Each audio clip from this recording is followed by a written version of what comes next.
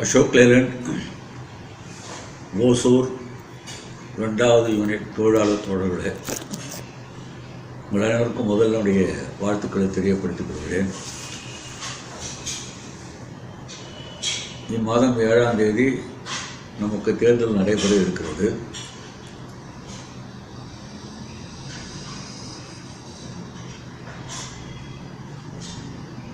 நம்முடைய கோரிக்கைகள் நிறைவேற்றுவதற்காக கூட்டு நடவடிக்கையில் இறங்க வேண்டும் என்று செயலாளர்கள் கூட்டத்தில் பேசும்பொழுது ஓசூர் 2ல் ஒரு பகுதியினர் முதலில் தேர்தல் வைக்க வேண்டும் என்ற ஒரு கோரிக்கை வைத்தார்கள். அதை நான் கேள்விப்பட்டவுடன் தேர்தலா நடவடிக்கையா என்ற ஒரு சர்ச்சை நம் மத்தியில் இருந்தால் நம் ஒற்றுமை கெட்டுவிடும், இது நிர்வாகம் பயன்படுத்திக் கொள்ளும் என்ற காரணத்துக்காக உடனே தேர்தலை அறிவித்து இப்பொழுது தேர்தல் நடைபெறுகிறது. ஓசூர் 2க்கு என்று பிரத்யேக பிரச்சனைகளும் இருக்கின்றன. பொதுவான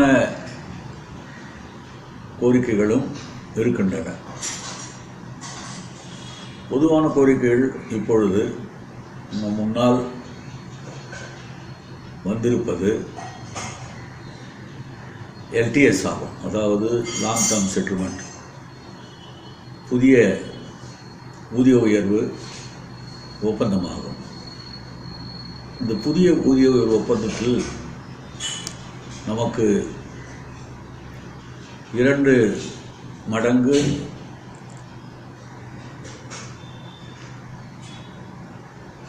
வேலை இருக்கிறது. ஒன்று,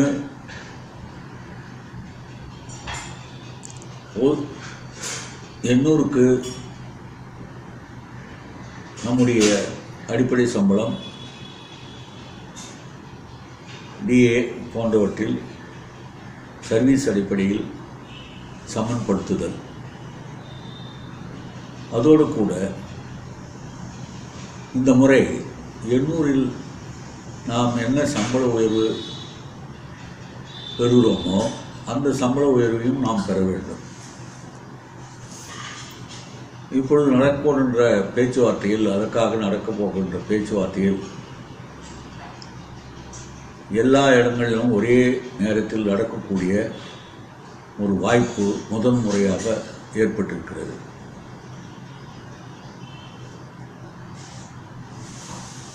இதை எல்லா தொழிற்சங்கங்களையும் திரட்டி, எல்லா தொழிலாளிகளையும் திரட்டி சுமூகமாக நியாயமாக நாம் தீர்க்க வேண்டியிருக்கும். அந்த கடமையை செவ்வனே நிறைவேற்றுவதற்காகத்தான் இந்த தேர்தல் முக்கியம் பெறுகிறது. அதே போல போனஸும் நம்ம பொதுவான பிரச்சனை, பண்டிகை அட்வான்ஸ் பொதுவான பிரச்சனை, இதெல்லாம் தேர்தலுக்கு பின்னால், பண்டிகைக்கு முன்னால் நம்மால் நிறைவேற்றிக் கொள்ள முடியும் என்று நான் நம்புகிறேன். அடுத்து பிளான் 2க்கு இருக்கக்கூடிய பிரத்யேக பிரச்சனைகள் இருக்கின்றன.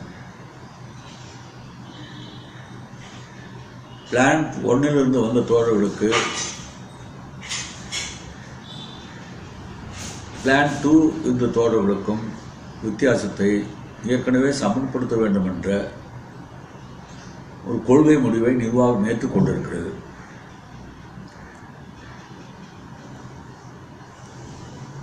அதன்படி பிளான் 2 வந்த தோழர்களுக்கு சர்வீஸ் அடிப்படைக்கு இருக்கக்கூடிய வித்தியாசத்தை ஏறக்குறைய 270 ரூபாய் என்னமோ வருகிறது. அந்த வித்தியாசத்தை சமப்படுத்தணும். அதே போல் நம்முடைய போட்டி வேட்பாளர்கள் 500 600 தோழர்களுக்கு, ஜூனியர் தோழர்களுக்கு என்னால் வேலைக்கு வைக்கப்பட்ட வாரிசுகள், என்னால் நிர்ணயம் செய்யப்பட்ட பிடிசிகள், இவர்களுக்கு வேணுமென்றே வெல்ஃபேர் கூப்பன் வித்தியாசத்தை உண்டாக்கி வைத்திருக்கிறார்கள். இது உண்டாக்கி வைத்தவர் ஒருவர், அது அப்படியே நீடிக்க வேண்டும், அந்த வித்தியாசத்தை போக்க மாட்டேன் என்று சொன்னவர் இன்னொருவர். இந்த 600 பேர்களுக்கு இந்த வித்தியாசம் வைத்ததே என்னால் வைக்கப்பட்டவர்கள் என்ற காரணத்துக்காகவே நிர்வாகமும் இவர்களும் சேர்ந்து செய்தது. ஆகவே இவர்களுக்கு போக்குவதற்கு எண்ணம் இருக்காது. ஆனால் இப்பொழுது தேர்தலுக்காக நான் போக்குகிறேன் என்று சொல்கிறார்கள். இந்த வித்தியாசத்தை வேணுமென்றே உண்டாக்கியவர்கள். ஆகவே அவர்கள் சொல்வது மனதார சொல்லுவதல்ல, இந்த தேர்தல் காலத்தில் சொல்லக்கூடிய வாக்குறுதி. ஏற்கனவே சொன்னதுதான் அவர்கள், ஆனால் நிறைவேற்றவில்லை. நிச்சயமாக இதை சமன்படுத்துவோம். இது எல்லோரும் சேர்ந்து கொண்ட செய்த ஒரு வித்தியாசம். இதை நிச்சயமாக நாம் சமன்படுத்துவோம். அதே போல சம வேலைக்கு சம சம்பளம்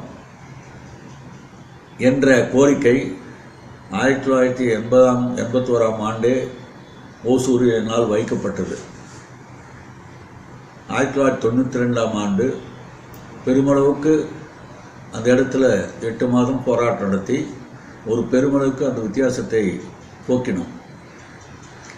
இருந்தாலும் ஒவ்வொரு தொழிற்சாலைக்கும் ஆன வித்தியாசங்கள் தொடர்ந்து கொண்டுதான் இருக்கிறது.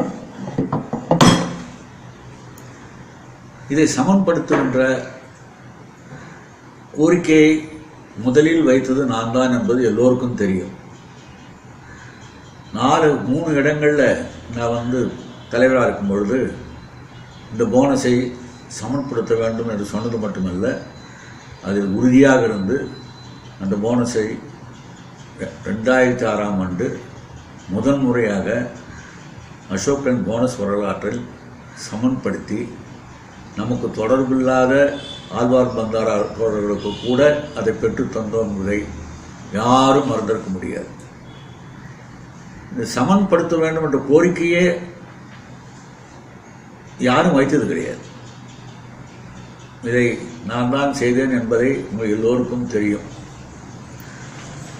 அதே போல ஓசூர் 1லிருந்து 2க்கு வரும்பொழுது ஓசூரில் இருக்கக்கூடிய சம்பளத்தை எல்லோருக்கும் சமன்படுத்த வேண்டும் என்று சொல்லி அதை பெருமளவுக்கு நம்ம சமன் செய்திருக்கிறோம்.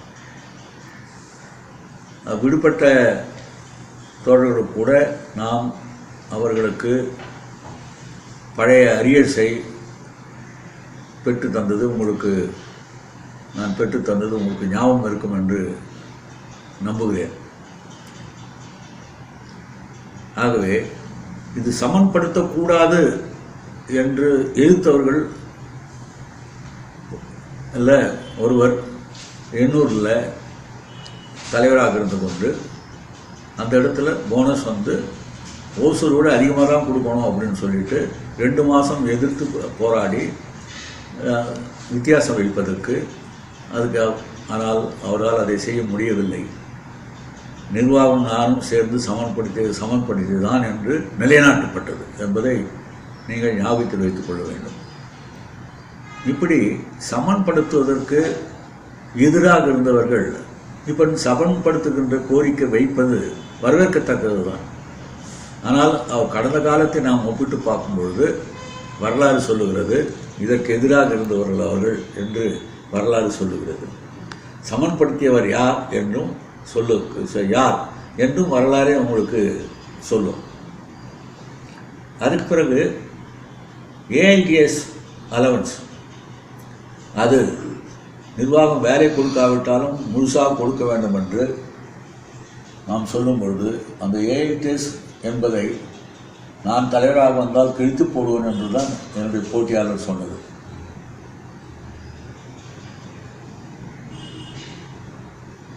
ஆனால் ஏஐடிஎஸ் எல்லா இடங்களும் உறுதியாக்கப்பட்டு விட்டது என்பது தெரியும். இப்பொழுது ஏஐடிஎஸை நான் கிழித்தெறிவேன் என்று யாரும் இப்பொழுது சொல்ல முடியாது. அது சொன்னால் அவருக்கு ஒரு வாக்குகள் கிடைக்காது என்பது தெரியும். ஆனால் இது எல்லா தொழிலாளிகளுக்கும் சமமாக கிடைக்கக்கூடிய ஒன்று, வேலை இருந்தாலும் இல்லாவிட்டாலும் நமக்கு கிடைக்கக்கூடிய ஒன்று என்பதை வரலாறு சொல்லுகிறது. நீங்களும் அதை புரிந்து கொள்ள வேண்டும். ஆகவே அதிலும் நாம் சமன்படுத்தியிருக்கிறோம்.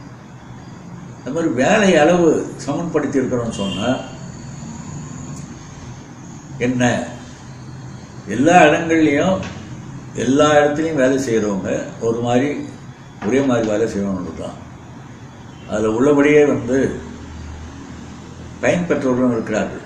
டூவே எடுத்துக்கொண்டால் ஏற்கனவே அதிகமாக வேலை செய்து கொண்டவர்கள் கொஞ்சமாக குறைவாக வேலை செய்து பயன்பெறுகிறார்கள் என்பது நமக்கு எல்லோருக்கும் தெரியும். எல்லோருக்கும் சமமாக கிடைக்கிறது என்பதும் எல்லோருக்கும் தெரியும். அதனால் இந்த சமன்படுத்துகிற அந்த கோரிக்கையை வைப்பது மட்டுமல்ல, அதற்காக நடவடிக்கை எடுப்பதும் அதை வெற்றிகரமாக ஆக்குவதும் என் தலைமையில் தான் நடந்திருக்கிறது என்று உண்மையை எல்லோரும் உணர்வீர்கள். எல்லாருக்கும் தெரிஞ்ச உண்மை. ஆகவே இந்த சமன்படுத்த வேண்டும் என்ற நம்முடைய தொடர்ந்த கோரிக்கை நிறைவேற்றுவதற்கு இந்த தேர்தல் முடிவு நாம் பயன்படுத்திக் கொள்ள வேண்டும் என்பதை இந்த சமயத்தில் நான் தெரியப்படுத்தி விடுகிறேன். அதே போல போன மாதம் வரைக்கும்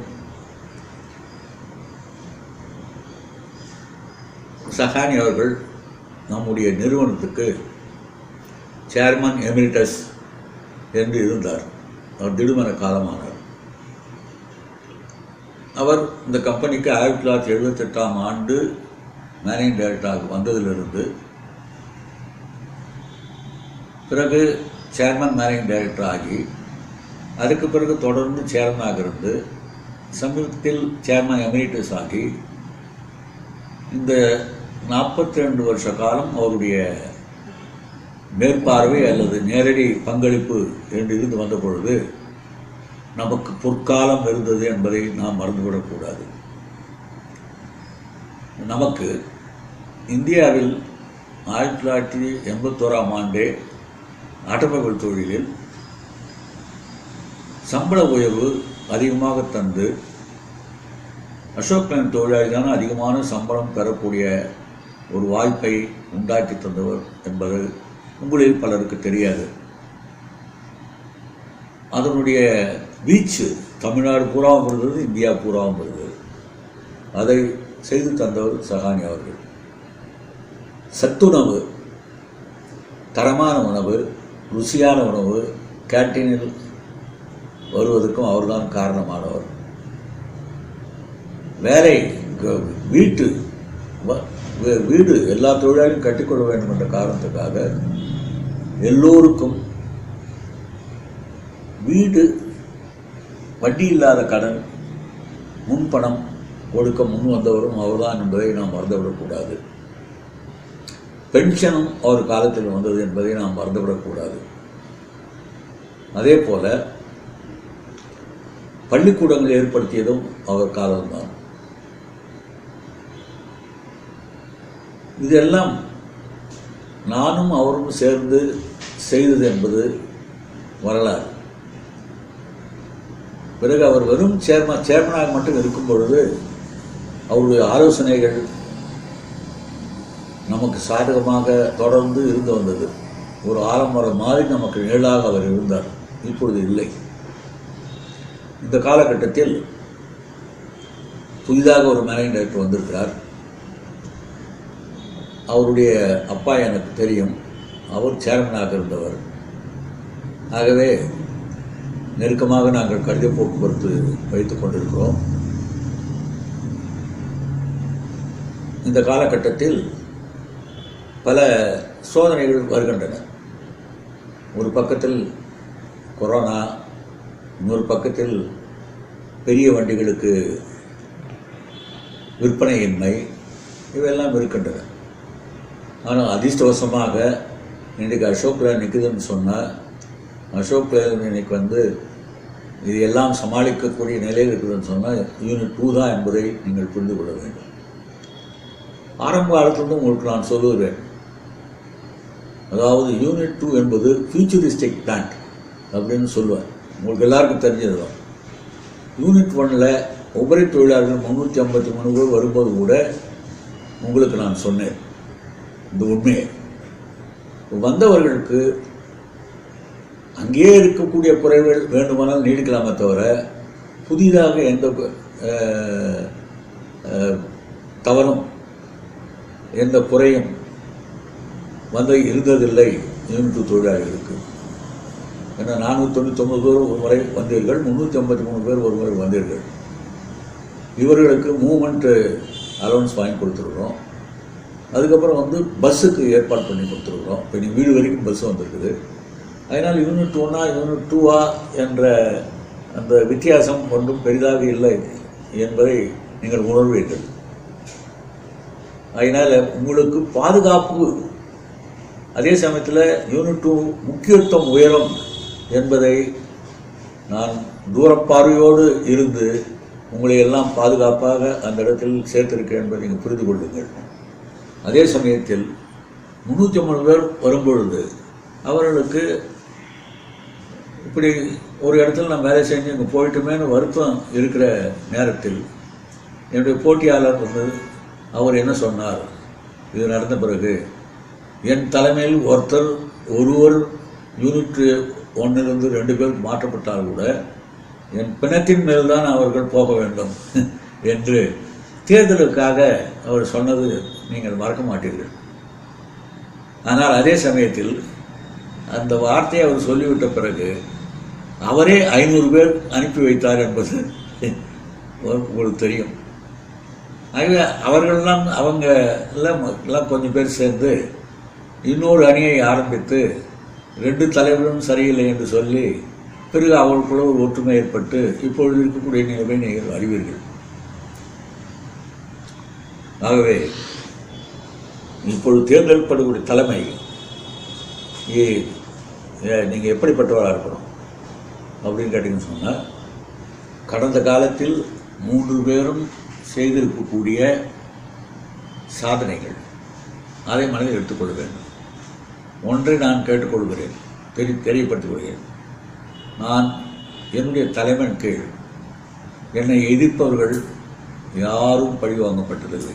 எல்லோரையும் நான் பாதுகாத்திருக்கிறேன். நான் என்ன சாதனை செய்திருந்தாலும் உங்களுக்கு எல்லோருக்கும் கிடைத்திருக்கிறது.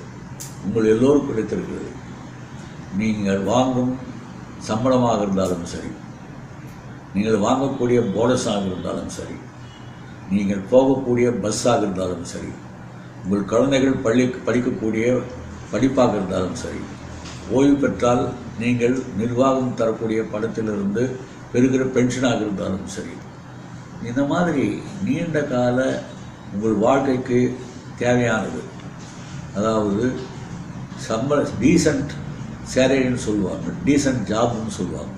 அப்படின்னா என்ன? நாம் வேலை செய்யக்கூடிய இடத்தில் நிம்மதியாக வேலை செய்வது, சுதந்திரமாக இருப்பது. இரண்டாவது என்னன்னு கேட்டீங்கன்னு சொன்னால், நாம் கேன்டீன் போனால் தரமாக, சுத்தமாக, ருசியாக ஒரு நியூட்ரிஷன் உணவு அருந்துவது, விரும்பி போய் சாப்பிடுவது, அதற்காக கேன்டீன். வீடு வரைக்கும் நமக்கு பஸ்ஸு. எல்லோரும் வீடு கட்டிக்கொள்வதற்கு ஏறக்குறைய 97-99% தொழிலாளிகள் தூவியிலேயே எல்லாரும் கட்டிட்டாங்க வீடு. எல்லோரும் வீடு கட்டுவது, தன்னுடைய குழந்தைகளுக்கு தரமான படிப்பு கொடுப்பது, இதுதான் நம்ம முக்கியமானது. ஓய்வு பெற்றால் பென்ஷன், அதுவும் முக்கியம். இந்த பிரதான நம் தேவைகளுக்கு எல்லாவற்றையும் நான் தான் செய்தேன் என்பதை, என் காலத்தில் தான் நடந்தது என்பதை, இதற்கு உதவிகரமாக சகான் இருந்தார் என்ற உண்மையை இந்த சமயத்தில் நீங்கள் உணர்ந்து பார்க்க வேண்டும்.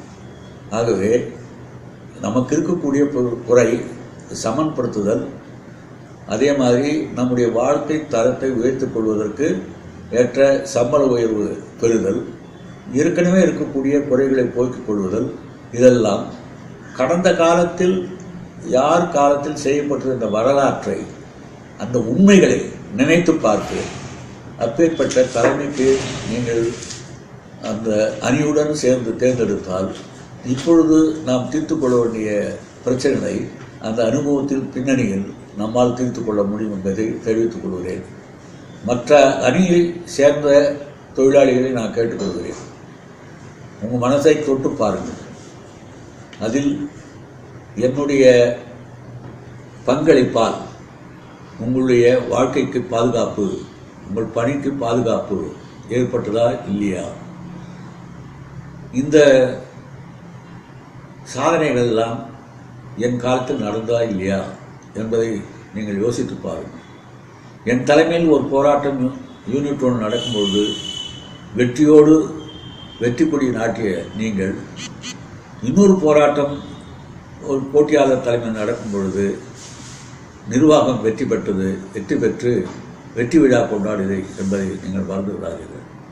ஆகவே இதையெல்லாம் சீர்தூக்கி பார்த்து இந்த சந்தர்ப்பத்தில் ஒரே அணியாக நீங்கள் தேர்ந்தெடுத்தால் மற்ற தொழிலாளிகளுடைய ஒற்றுமை, அனைத்து அணிகளில் இருக்கக்கூடிய தொழிலாளிகள் அவருடைய ஒற்றுமையெல்லாம் திரட்டி என் அனுபவத்தை வைத்து, அதாவது என்னுடைய வாழ்நாளில் 200 போராட்டங்கள் மேல் நான் நடத்தியிருக்கிறேன், வெற்றிகளும் பெற்றிருக்கிறோம்.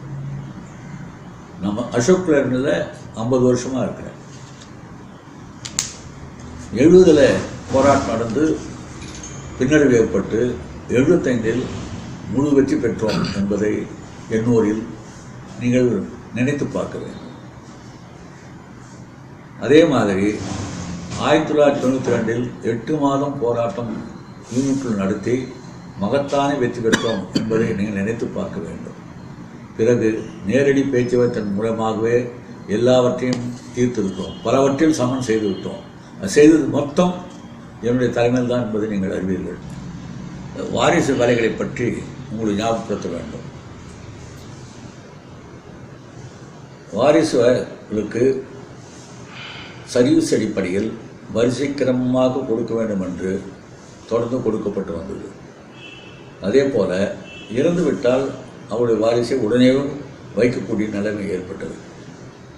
ஆனால் நான் 2000க்கு பின்னால் மற்ற யூனிட்டுகளில் இல்லாத சமயத்தில் நிர்வாகம் வாரிசு வேலையை நிறுத்திவிட்டது. பிறகு 2010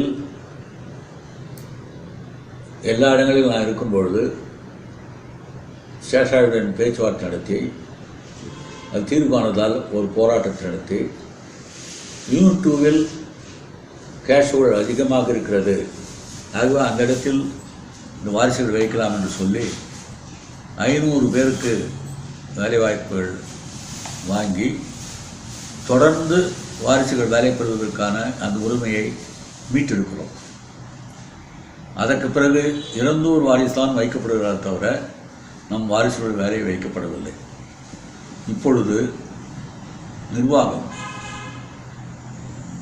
ஒரு பக்கத்தில் வருஷம் ஓய்வு பெற்று போய்கொண்டிருக்கிறார்கள். வருஷத்துக்கு சுமார் 500 பேர் 1000 பேர் போய்கொண்டிருக்கிறார்கள். அதே போல் தேவைகள் ஏற்படும் போது, வேக்கன்சி ஏற்படும் பொழுது அதற்கு கேஷுவல், தினக்கூலி, அப்ரண்டிஸ், கான்ட்ராக்ட் என்று பல ஆட்களை கொண்டு வந்து நுழைக்கிறார்கள். ஆகவே இப்பொழுது நம் யூனிட் 2 எடுத்துக்கொண்டாலே 1750 பேர் தான் இருக்கிறோம். இந்த 1750 பேரில் 800-900 பேர் யூனிட் 1லிருந்து வந்தவர்கள், 500 பேர் வாரிசுகள் என் மூலியமாக வந்தவர்கள். மற்றபடி ஓசூர் 1ல் இருப்பவர்கள் பழைய தொழிலாளிகள் 400 பேர் தான்.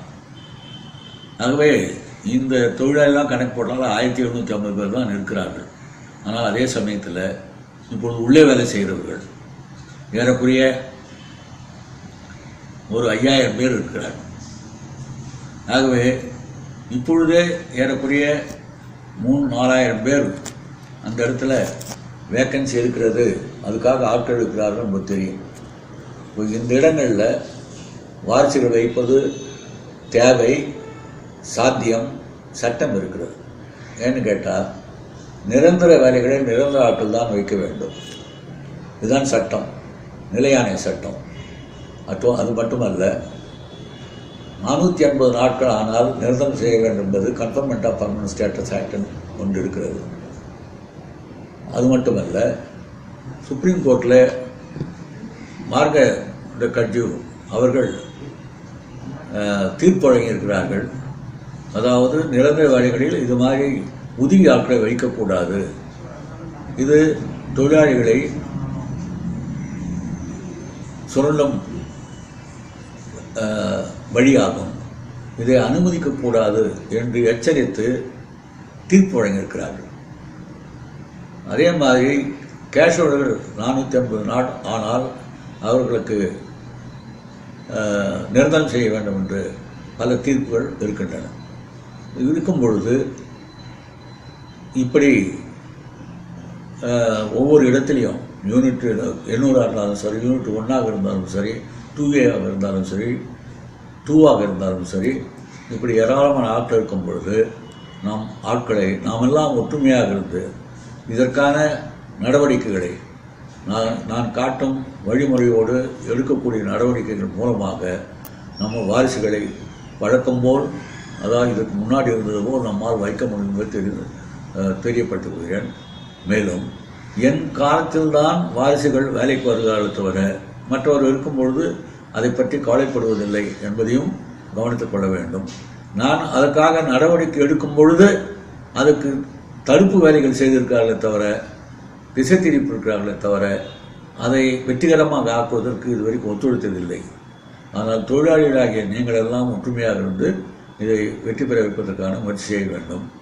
சென்ற பேச்சுவார்த்தைகள் கூட எனக்கு ஒரு 2 மாதம் பேச்சுவார்த்தை நடத்த முடியாத சமயத்தில் மற்ற இடங்களில் பேச்சுவார்த்தையே நடக்காமல் இருந்ததை நீங்கள் மறந்திருக்க மாட்டீர்கள். சென்ற பேச்சுவார்த்தையில் மீண்டும் நான் பேச்சுவார்த்தை நடக்கும்போது தான் பேச்சுவார்த்தை மற்ற இடத்தில் நடந்தது என்பதை மறந்து விடாதீர்கள். ஆகவே எனக்கு நீங்கள் கொடுக்கக்கூடிய ஒரு மரியாதை, அதே மாதிரி நிர்வாகம் கொடுக்கக்கூடிய அந்தஸ்து, அதே மாதிரி ஒரு அக்கறை, அர்ப்பணிப்பு நீங்கள் ஒப்பிட்டு பார்த்து இந்த தேர்தலில் முடிவு செய்யுங்கள் என்பதை தெரியப்படுத்துகிறேன். ஆக மீண்டும் நாம் எல்லாவற்றிலும் சமனாக பெற வேண்டும் என்று சொன்னால் உடனடியாக நியாயமான போனஸும் நாம் தொடர்ந்து பெற்று வரக்கூடிய அட்வான்ஸும் பெற வேண்டும் என்ற எண்ணத்தையும் மனதில் வைத்து இந்த தேர்தலில் சாதனைகளை புரிந்த வரலாறு படைத்த அணிக்கு நீங்கள் முழுமையாக வாக்களித்து அப்படி அளிப்பதன் மூலம் வலிமையை சேர்த்து நாம் எல்லாவற்றிலும் வெற்றி பெற வழி செய்து கொள்ளுங்கள் என்ற ஒரு வேண்டுகோளை உங்களுக்கு விடுத்து நிறைவு செய்கிறேன். வணக்கம்.